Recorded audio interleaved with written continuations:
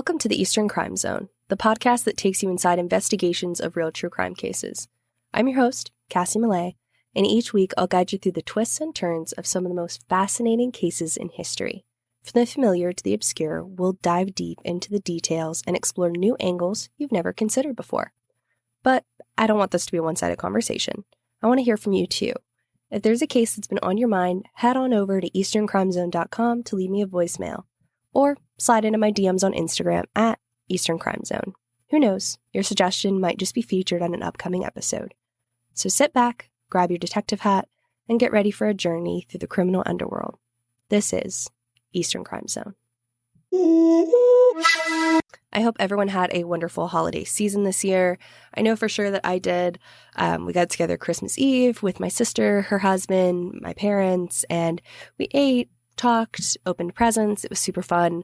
Unfortunately, I did miss the rest of my family because I had the flu. I woke up Christmas morning feeling like my bones were trying to crawl their way out of my skin suit. It was absolutely awful. I laid in bed for 5 or 6 days, even though I was out of PTO at work, so my paycheck next week is going to suck. But I am very happy to be sitting here and feeling relatively decent and ready to give you another case. I'm really hoping that 2024 is like my year because 2023 was not my year. Actually, I'd say 2023 was like my sister's year because she got married, bought a house, and we both saw Taylor Swift. That was clutch. Thank you, Alex, for paying for that. She's the best sister. Anyway, it was really her year, so I'm really hoping next year is my year, but odds are it probably won't. So we'll see. We'll see how that goes. Thoughts and prayers to me because 2023 was not it at all. I did want to show y'all one thing before we get into today's case because obviously on this podcast we talk about awful, terrible things, but I do want to show you something that's not awful and terrible. My mom really came through on Christmas. She gave me my favorite gift that I maybe have ever gotten. It lights up and it says Eastern Crime Zone on Air. If you're listening on audio, it's just a little box and it says Eastern Crime Zone on Air. Like one of those little signs you see at like radio stations when they're recording so everyone knows like to shut up because I'm busy. Our house is always quiet, so I don't like need one of these to let them know I'm recording. But look how precious it is. It's so cute. It's like my favorite gift I've ever gotten. Mom really just like, Mom slayed this Christmas. Mom slayed. Thank you. I think you can tell that I haven't been around people in a while because when I haven't been around people for a few days, I just get like really excited to talk. Like I'm just like, oh my God, I'm gonna combust if I don't say words out of my face right now. So editing this is gonna be so much fun because I am absolutely on one today. On my Chandler Halderson episode on YouTube, I got a comment letting me know that I gotten a detail wrong, and I absolutely appreciate that. It's gonna happen. I'm gonna get things wrong. I'm a human being. Honestly, I am a girl with Google who thinks this stuff is fascinating. So I do the research and I put everything in one video, but by no means am I perfect. I am not going to get everything right, and I really appreciate people bringing that to my attention. Now, the thing about that comment that I really wanted to bring up was that this commenter felt like I had embellished the story on purpose, which I did not. I actually find it embarrassing when I get things wrong about a story. I don't prefer that, obviously. I was a little embarrassed when I saw that I'd gotten something wrong, and I would never purposely make these stories more jarring or more interesting. I think truth is stranger than fiction sometimes, especially when you get true crime. So I don't feel the need to embellish these stories. And again, no hate to that person. I have no ill will with them. They saw something and interpreted it that way, that I had intentionally gotten something wrong to try to look a certain way or get views or something. I don't feel the need to do that. I think that these stories are interesting on their own, and I was actually quite embarrassed that I got something wrong. But I shouldn't be, because I'm a human being and you're a human being, and we all make mistakes, as my dad has been trying to tell me my whole life, because I hate making mistakes. So I'm trying to be graceful about it, but I really just want to like crawl into a hole and die. Anyway, so Thank you for letting me know when I get things wrong and being respectful about it, because it's never my intention. So, that being said, let's get into today's case where hopefully no one will have to correct me on anything, but we'll see. Today's case is about Blaze Bernstein, and Blaze was a truly exceptional human being. And I'm not just saying that because I'm the girl in front of a camera and it's my job to say, oh, they lit up a room when they walked into it. I know that's like kind of a joke in true crime that people say that all the time. No, I really mean it. Blaze was an exceptional human being. He was creative and talented and curious, and he just seems like such an amazing writer. His family refers to him as a Renaissance man. I think his grandfather actually started calling him that, and it is so true. He was very talented at just about everything that he tried his hand at, from what it seems. I just have the utmost respect for him and his family. You can just tell when you watch interviews of his parents or videos of him that they are all just very intelligent human beings. They're all very smart, well-educated, they're articulate, and I really just admire that about them. I feel really connected to Blaze and his family, even though we've never met, and I hope that doesn't come across as creepy, but I feel inexplicably connected to this case, and I may feel that way for the rest of my life. I don't know if I'll ever forget Blaze, and I hope by the end of this you won't either, because he was truly special. But let's go ahead and dive in, and we'll talk about everything, and we'll check back in at the end and see if you feel that way too. Blaze's mother and father are both native Californians and attended the University of California, Santa Barbara together, where they met in 1987, and they later got married in Los Angeles in 1992. His father, Gideon, went on to become a chartered financial analyst and to manage the portfolio of Leisure Capital Management in Costa Mesa, where he is presently an equity partner. His mother, Jeannie Pepper, earned a law degree in 1995 from Pepperdine School of Law.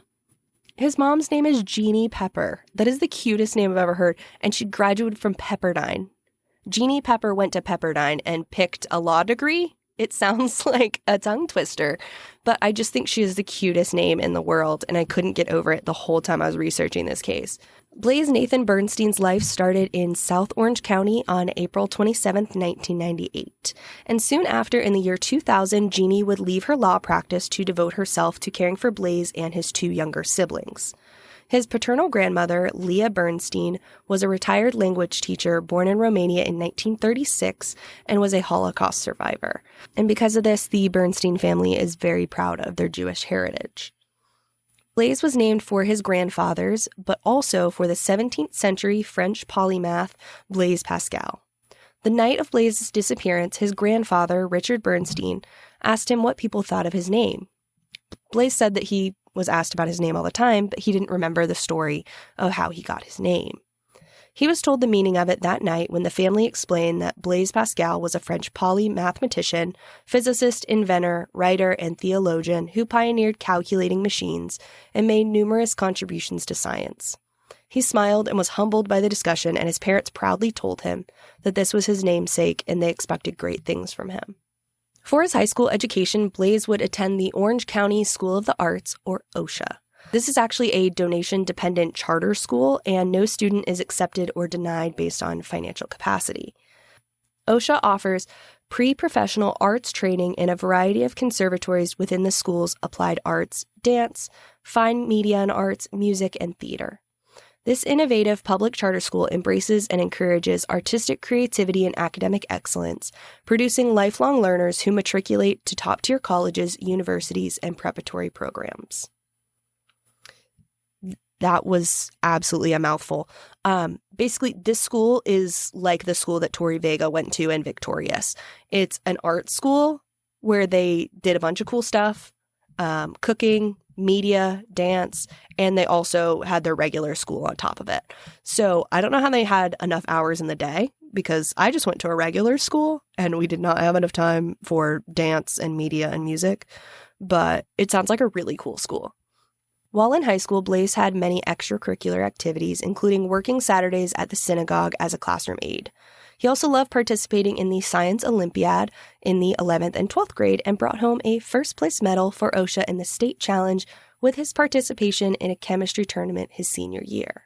The influence of his opinions as a gourmet cook, writer, and community activist became noticeable after he left for college at the University of Pennsylvania in August of 2016, when he began to use his great communication skills as a copy editor for the Penn Review and UPenn's unique foodie magazine, Pen Appetit, which again, such a cute name. Everyone has a wonderful name. Even the food magazine has a great name in this case. He was elected as the managing editor of Pen Appetit for its next publication. He was also a copy editor for a Penn cookbook aptly named Whisk, which, as far as I know, is still in development. Blaze also became a community activist in October of 2017, where he wrote a letter to the editor of the Daily Pennsylvania in an effort to improve UPenn's safety and reform campus policies. That led to a congenial meeting with UPenn's Vice Provost for University Life, Valerie Swain-Cade McCollum, where they spoke about how to make UPenn a safer and better place for students. In addition to all the other things I mentioned, Blaze was also part of the LGBTQ+ community. According to his friend Alex, another one of his OSHA friends, they said, quote, wasn't a big deal for him. He was like, yeah, I'm gay, and that's it. He didn't feel the need to be a part of it. It wasn't a part of him, but it was. It wasn't his identity, yet it was, end quote. You can make your sexuality as big or little a part of your personality as you want to. For some people, it's a really big part of their personality, and they want to wear the rainbow colors, and they want to talk about it, and they want to be a part of the community very actively, and that's wonderful. But on the flip side, some people are a little bit more reserved about it. They're like, yeah, I'm bisexual, I'm gay, I'm a lesbian, whatever they identify as. And it's just part of their personality, and it's not something that they really want to focus on. I think I'm personally a little bit more like Blaze. I'm bisexual, and for a while, I definitely made it a bigger part of my personality, especially when I was going through a phase where I thought I was a lesbian, but I actually do, unfortunately, still like men. So I think I relate to Blaze a little bit on this because I'm bisexual and I don't make it a huge part of my personality. It just is what it is. I date men and women, and it's not something I bring up unless it's relevant to the conversation. So maybe that's what his friend meant by that. In June 2017, Blaze connected on Tinder with a former classmate named Sam Woodward. The guy Blaze had been seeing was moving out of state, and Blaze was looking for someone to chat with, maybe flirt a little. Blaze recognized Sam from school, and he super liked him, and within 30 minutes, they matched. Some people think that Sam is attractive and like to mention it in the comment section about this case, and I wholeheartedly disagree. Sam looks like he snuck onto Earth. Sam looks like the kind of guy who would hit on you, and if you say you're not interested in, he would call you an ugly bitch. Sam looks like one of his molars is definitely rotten. I shouldn't dog the guy's looks. It's not his fault that he looks like that, but I'm just gonna say he's the most disgusting human being ever. A few months later, on the evening of January 2nd, 2018, Blaze cooked a day after New Year's feast for his family, repurposing some of what he'd served the night before. He made a dairy-free macaroni and cheese, and then he reused the butternut squash and made a really good soup and put in the pasta too. Jeannie and Gideon were really happy to see their son thriving.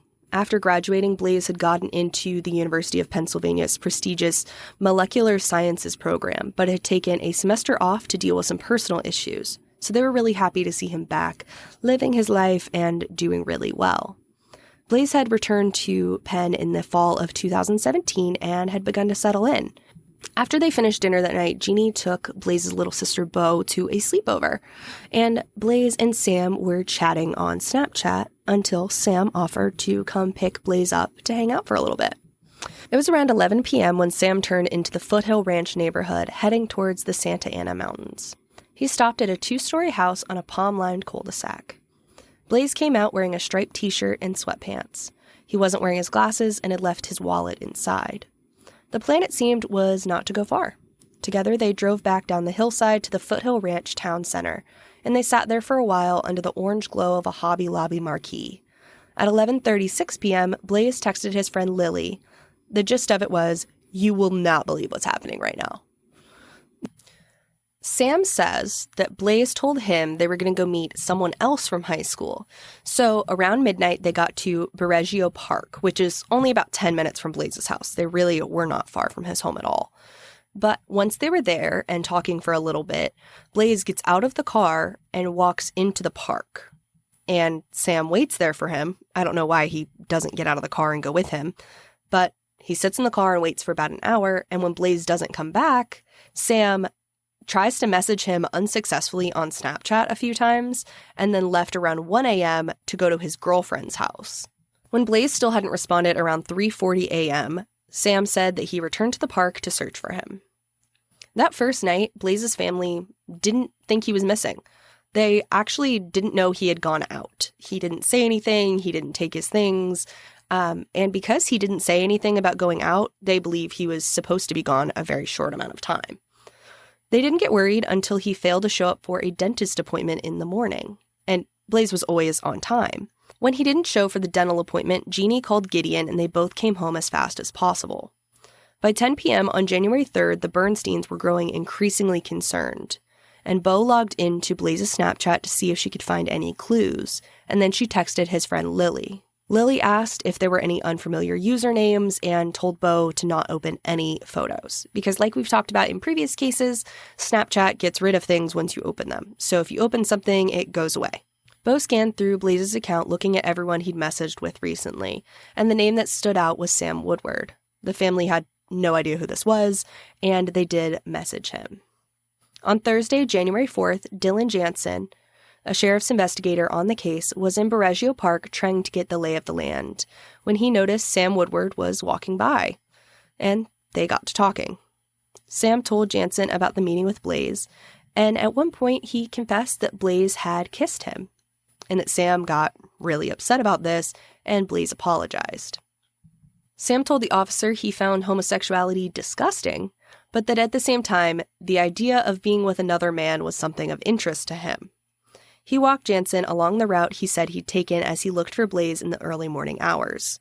When they were interviewing Sam, they noticed that he had several small scratches and abrasions on his hands, and when asked about these, Sam said that it was from a fight club he was involved in. Just a casual fight club, you know. Which I think the first rule is you're not supposed to talk about it, so Detectives also noticed that he had dirt under his fingernails, and when asked about this, he said he fell into a dirt puddle. An affidavit said that he was nervous, breathing heavy, talking fast, and visibly shaking. Sam agreed to an interview at the sheriff's headquarters in Santa Ana, where an affidavit says his story stayed fairly consistent. Though he told detectives he couldn't remember the last name of the girlfriend he said he visited after Blaze's disappearance and had no idea where she lived. Kind of seems like she went to a different school. Oh, you don't know her. She goes to a different school. Yeah, she doesn't exist, bro. Okay. While leaving the sheriff's headquarters, he pulled out his jacket over his hand, kind of like this if you're on YouTube, so that his hand and fingers wouldn't touch any of the doors that he was opening. So I'm not sure if that's for fingerprint's sake. I'm sure it was. But it was just kind of weird. He did one of these to open the doors. Sunday, Sam took communion at Our Lady Queen of Angels Catholic Church. During this time, while police search for Blaze, his family is absolutely devastated by his disappearance. They know that he did not walk away from his life the way that Sam says he did. It's not in his character to get out of a random car and walk into a park and never return. Here's what his mom had to say about that. His mother, Jeannie Bernstein, says Blaze is a planner and would never just wander off alone. It's inexplicable, honestly. This is not a kid that just wanders off into the dark. He's a planner, he's meticulous, he's brilliant, he's a chemist. Someone like that doesn't just run off into the dark. She says the family had a wonderful dinner all together Tuesday. Blaze went out sometime later that night with a friend. The friend told his parents he last saw Blaze walking into Borrego Park towards the Whiting Ranch Wilderness area. Blaze's parents say the friend told them he didn't know why Blaze wanted to go there. They didn't know he had gone out until the next day when he didn't show up for a dental appointment. From the minute he didn't show up for that dental appointment, I knew something was really, really wrong. And I need to give comfort and hope to everybody around me. On January 10th, 2018, a cold front moved in, bringing much-needed rain to Southern California. The rain washed away mud from a shallow grave dug in Berrigio Park, revealing Blaze's body. During the autopsy, it was found that he had been stabbed 19 times in the neck, 14 times on the left and 5 on the right. His face was also injured, and he'd been stabbed on his left knee.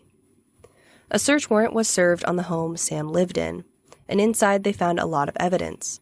Forensic scientist Corey McGay testified that bloodstains on the blade of a knife found in Sam's bedroom, on the visor of his car, and under his watch matched Blaze's genetic material.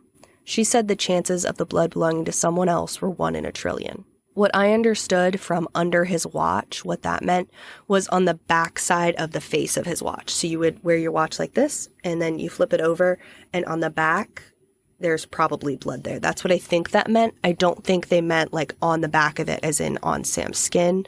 I think that they meant on the back of the watch somewhere. As the police looked more and more into Sam and who he is as a person, they were pretty shocked at some of the shit he was involved in. Sam Woodward was an avowed neo-Nazi and a member of Atomwaffen Division, one of the country's most notorious extremist groups. Southern Poverty Law Center defines the Atomwaffen Division as a series of terror cells that work towards civilizational collapse. Its members, who can be fairly described as accelerationists, believe that violence, depravity, and degeneracy are the only sure way to establish order in their dystopian and apocalyptic version of the world. This organization formed out of Iron March, an influential fascist forum that went offline in the fall of 2017. The group's propaganda makes it clear that Atomwaffen, which means nuclear weapons, roughly in German, embraces Third Reich ideology and preaches hatred of minorities, gays, and Jews. Atomwaffen produces YouTube videos showing members firing weapons and has filmed members burning the U.S. Constitution and setting fire to the American flag. But the organization, by and large, cloaks its operation in secrecy and bars members from speaking to the media. Members have discussed using explosives to cripple public water systems, destroy parts of the electrical power grid, and one member even claimed to have obtained classified maps of the power grid in California. Atomwaffen members praised Timothy McVeigh, the former soldier who bombed the Alfred P. Murray Federal Building in Oklahoma City on 1995, killing 168 people, including numerous children. They praised the Charleston church shooter Dylan Roof and Anders Breivik, the Norwegian extremist who massacred 77 people. To understand how Sam got into this group, let's go back in time to his years at OSHA before he transferred out his sophomore year. The rumors that Sam Woodward was interested in boys had been passed around at Orange County School of the Arts. A classmate my sources referred to as Jared told his friends that Sam had made a pass at him. Sam didn't talk to Jared about his sexuality in school, but one day he sent him a message. Jared said, "Sam was inquiring a lot in terms of my identity and wanted to know more. And that really surprised me because of how homophobic he was and because of all the opposed beliefs he had to my own." Jared had been openly gay since the 6th grade. Sam continued to send Jared sexually charged messages, and when Sam finally asked to meet up in person, Jared declined. Jared cut off all communication with Sam in the 10th grade and was very uncomfortable how things had escalated. They never texted again, but Jared had shown some of these messages to Blaze and another classmate without Sam's knowledge. So this sort of puts it into context why Blaze would have been texting his friend Lily that night that he was meeting up with Sam, that you won't believe what's going on, because of the rumors that Sam had been interested in men and how homophobic Sam was in high school. It's one of those things that when someone's really homophobic, it's what are they hiding? Is there something about yourself that you maybe don't like, and that's why you're going so hard at this right now? So OSHA was a very liberal school. It's for the arts. When you have a lot of artistic people, they do tend to lean towards the liberal side. And Sam was a conservative from a devout Catholic family, so he kind of didn't fit in a lot of ways. He cultivated an aggressive macho persona and seemed to relish in upsetting other people. In graphic design class, he showed off a Confederate flag that he had drawn. And he also posted a lot in front of Confederate flags. I'll put up, it'll be on this side. I'll put up a thing here. In this picture, the caption says, "Most of you don't know this, but this flag represents Southern pride, not racism. Anyway, happy Independence Day," which is two things. One, you're from California. Sam is from California. So, like, why are you representing Southern pride at all? First of all, you're not Southern, you're from California. Two, the Confederate flag is racist. And here's, I see you typing. I see you typing. I see you about to come at me with some incorrect facts. Let me point out, people love to say that, it doesn't represent racism, blah, blah, blah. No. The Confederate flag does represent racism, and I'm so tired of people saying that it doesn't. It's not heritage or whatever the fuck people want to say. It's literally racism. In his cornerstone speech of 1861, then Vice President of the Confederacy, Alexander H. Stephens, said the Confederacy was founded on the principle that, quote, "the Negro is not equal to the white man, and that slavery is subordination to the superior race in his natural and normal condition," end quote. That is not heritage. That is white supremacy. Okay? For a music project in school, Sam chose Johnny Cash's cover of Nine Inch Nails' "Hurt" as an ode to self-destruction. He didn't seem to have any friends or try to make any. One of his classmates said if there was going to be a shooting, he would be the guy. In the years after OSHA, Sam reinvented himself. He graduated from Corona Del Mar High School and became an Eagle Scout. But he increasingly lived on the internet. Sam was chronically online. He was interested in politics and created a lot of online accounts, as he would later tell a friend, a confused conservative libertarian. And he hung out on the photo sharing app called iFunny, where his username was Saboteur. Sam made a few friends on this app, including someone named Cruz. I think this is actually a nickname, kind of like Saboteur was for Sam. I don't think Cruz is their real name. It's not clear when they met, but by early 2017, both of them were communicating in Skype chats operated by the extremist group now known as Vanguard America, which would gain notoriety when a man who had marched with it drove his car into a crowd in Charlottesville, Virginia, killing Heather Heyer. By then, Sam and Cruz had become dissatisfied with Vanguard because they didn't think it was radical enough. Cruz found Atomwaffen on Twitter, which the group's leader, Brandon Russell, used to promote a book called Siege, written in the 80s by a Nazi named James Mason. He encouraged readers to leave society behind and fight for its destruction. Mason was a fan of Charles Manson and encouraged isolated acts of violence, or lone wolfing, as Atomwaffen called it, by small cells independent of one another and any national leadership. In Atomwaffen, the life-changing experience of reading the book, Siege, was known as siege pilling. Sam had grown up in the coastal town of Newport Beach, only half an hour from Blaze's family, and his parents... Sam had grown up in the coastal town of Newport Beach, only half an hour from Blaze's family. His parents attended Our Lady Queen of Angels every day, according to a priest at the church, and their names are inscribed on a monument to donors outside the building. As Sam drifted deeper into the far right, he'd grown to resent aspects of his parents' faith. Once he sent his friend Patrick a topless Snapchat photo of himself looking upset. The caption said, "Your Christian father calls people who actively deny Christ as their savior God's chosen people," the caption read. But Sam still loved his father and hoped one day he'd join him in white nationalism. He believed he was getting chipped away at bit by bit. Sam spent the summer of 2017 with Cruz in Texas. Sam and Cruz roamed the state in Cruz's truck, hopping from motel to homeless shelter, always on the lookout for a construction job. In July, they went to meet James Mason in Colorado.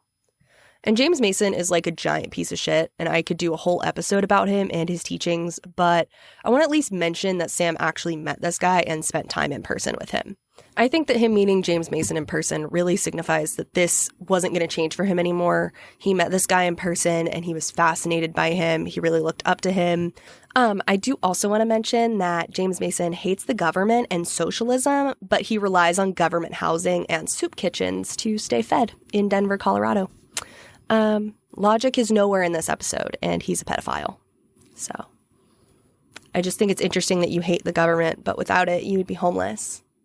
Later, when Mason is asked about Sam and what Sam may have done to Blaze, because he has not been convicted yet, he remembered Sam as a fine, upstanding young man. And when asked what he would say if he could talk to Sam right now, he said, "I wish you would run this past me first. You wouldn't be sitting here today, but all good luck."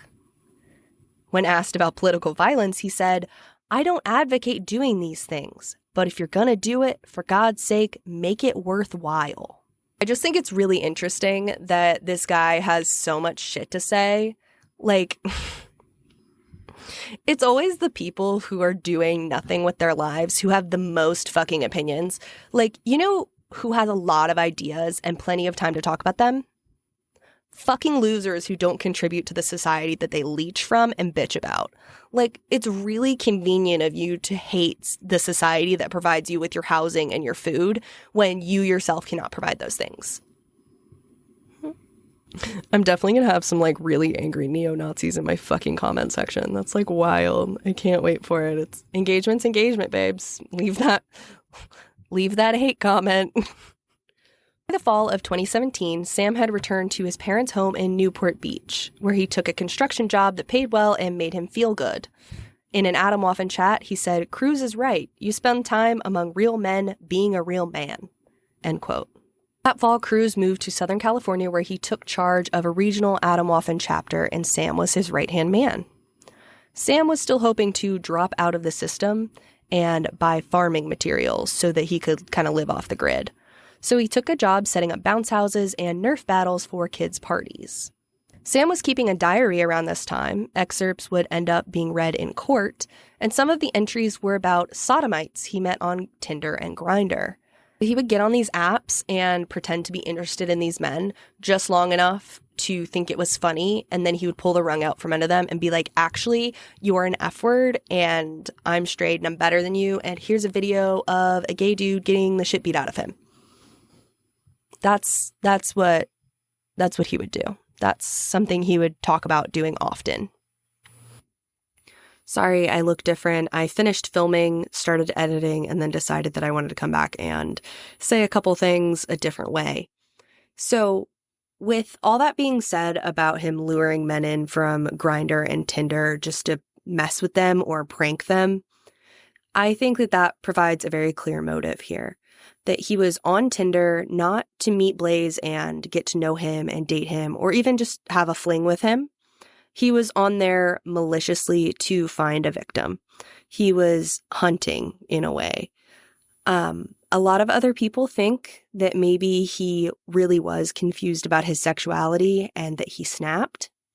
I personally don't think so. And if he was confused about his sexuality, that was not at the forefront of his mind when he committed this crime, allegedly, since he has not been convicted yet. I think that this was calculated, that he had planned all this out. I don't think this was a situation where he was trying to explore his sexuality and then he snapped. I've seen that going around on the internet. And I don't think that that's a bad theory per se. I just personally think that this was calculated. After Blaze's body was found, members of Adam Waffen were celebrating. They celebrated Sam and his deeds, and they ended up putting his face on shirts and posting all over the place. And now it's almost like a trend. If there's a video about Blaze or something about his murder or about Sam, a lot of these members will go into the comments and comment things like, "Sab, are you going to finish those ranks?" And of course, Saboteur was Sam's name on iFunny that he used. From what I understand, he was in the middle of ranking something, like ranking like pictures people had sent him before he was arrested. And then he didn't finish the ranks because he got arrested. So people will go and comment that on YouTube videos or Facebook posts from what I've seen. And then people also say really awful things about Blaze just falling on a knife 19 times and that Sam was only trying to save him, which is obviously a joke, and it's a sick joke. And, you know, that's probably going to come up in this comment section. Maybe not right away, but eventually there'll be a couple. And I'm just going to ignore those people because they really need to get a life. I just can't imagine how it would feel to know that my child is no longer with us and then to know that people were celebrating that. I can't imagine how his family feels, but they are stronger than I am. His family is full of very strong people. And so they have created Blaze It Forward, which is basically just this, there's a Facebook page, there's a website about it and everything. It's a movement trying to get people to share random acts of kindness. And I am going to play a clip that I found online that I think really just puts it all out there in a really nice way. Thank you. Blaze Bernstein's parents chose to spend this Martin Luther King Day doing good for the community. The last MLK Day was their son's memorial service. 150 people joined Jeannie and Gideon Bernstein at the Second Harvest Food Bank in Irvine bagging apples. I'm the executive tire. And what is your secret? Tie fast. A movement was formed after the 19-year-old's death. It's known as Blaze It Forward. There was a room full giving back here today. Because our son was buried last year on Martin Luther King Day. And we wanted to make this a tradition that we do something positive. We get smiles on other people's faces and help to make the world a better place. Knowing today would be painful, the Bernsteins organized this day of service and put out the call. Every single slot was filled. It's so incredible because so many people together create so much more than just one person doing it. And it's so cool that so many people are willing to do that. Blaze It Forward is just such a beautiful way to remember Blaze and everything that he stood for. If you can, just go out and do a random act of kindness for someone. It doesn't have to be anything big, and just think about Blaze this week. I think that that's definitely something doable for everyone. It could be someone you know, someone you don't know. Just doing something nice and thinking about Blaze, I think, would go a long way, especially if his family knew that you were thinking about him. I will say, last thing, his mom also has a YouTube channel called Pep Talks, and I'm going to link that below as well because I could listen to her talk about just about everything because I think she's a really cool lady. I'm not going to lie. I think his mom's really cool. But that is all I have for you today on this case. Hopefully it goes to trial so we can get some more details soon. Everything I've compiled is just from different YouTube videos and different articles, so some of the facts are a little blurry, and I really just want to get everything, especially on their phones. If we could have some of that Snapchat conversation, I'm not sure how all of that works, especially since Snapchat is a platform that deletes things. I would love to see what their conversation looked like, especially the initial conversation on Tinder. If we could see that, it would provide so much clarity. So I'm sure it'll all come out if and when there's a trial, and we can get more details and we can do an update. But until then, everyone, just remember to blaze it forward, and I will see you very soon with another case. Until then, stay safe and remember to question everything. Bye.